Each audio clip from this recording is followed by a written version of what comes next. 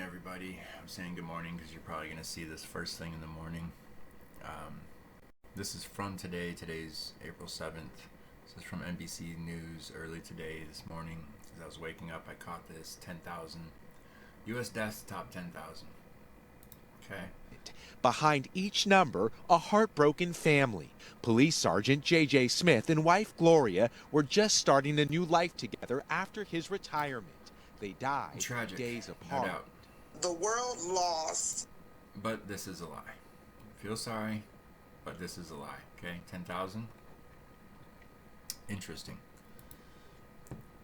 Also, April 7th, on the CDC.gov, NCHS, NVSS, and VSRR. Okay, let me scroll up just so we don't have to go through all that. There you go. Check it for yourself. All COVID-19 deaths, 2,214. It's right there, folks. Not 10,000. 2,214. This is extremely important. Okay? This is why there's a difference between this and this. And I'm going to show you. Remember this U07.1. I'm going to call it 7.1 from here on out. And you see it again over here. You see it, let's see, here we go. This is going to be important. Deaths with confirmed or presumed COVID-19 coded to ICD-10 code U07.1. I wanted to know what that was, so I Googled it. I found it. It's right here. Searched that. That's how I found it. Popped right up. Boom. So the WHO, World Health Organization, sends out 7.1 virus identified and 7.2 virus not identified. Laboratory confirmation is inconclusive or not available. Okay.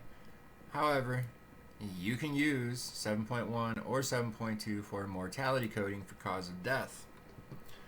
Does that apply to us here in America? Let's look. March 24th, COVID-19 alert number 2 from NVSS on the CDC.gov website. Again, it's right here.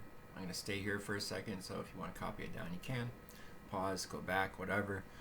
Here's the code, popped right up again. And it excludes, interestingly enough, SARS. But they also supply a second code. Here's the 7.2. Notice, this does not say 7.2, it says 7.1. Okay, again, laboratory confirmation is inconclusive or not available.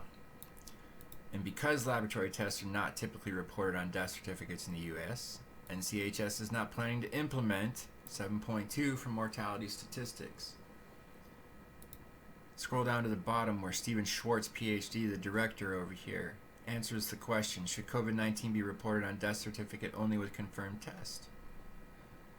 COVID-19 should be reported on the death certificate for all decedents where the disease caused or is assumed to have caused or contributed to death. So if you don't know the legalese behind the medical jargon here, or there's no punctuation, so these are all one thing.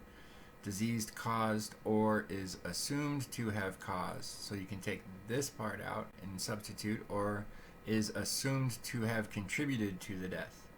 Okay, it's another way you could read that. This guy should clarify that. Here, let me show you why that's important.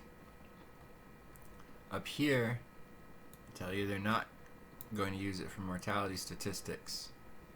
Down here, they tell you that it should be reported on death certificate for all decedents, where it's just even assumed that it might have contributed. Okay? And what happens if you provide a death certificate with some uncertainty on it? If the death certificate reports terms such as probable COVID-19 or likely COVID-19, these terms will be assigned the new ID code. But which code? It doesn't say. Number 1 or number 2? There's 2 codes. Which code? Should be more specific about that. They are down here a little bit, but you know, who cares? Because they're not going to follow up on these cases. The ones with uncertainty, why bother? Why follow up on those, right? Totally makes sense. Up here, what if they report terms other than the suggested terms? Well, NCHS is going to ask them to follow up whether or not it was COVID-19. But as long as the phrase indicates a strain, then, again, NCHS will assign the new code. So that would explain why there was a jump on 3/24 after this was issued.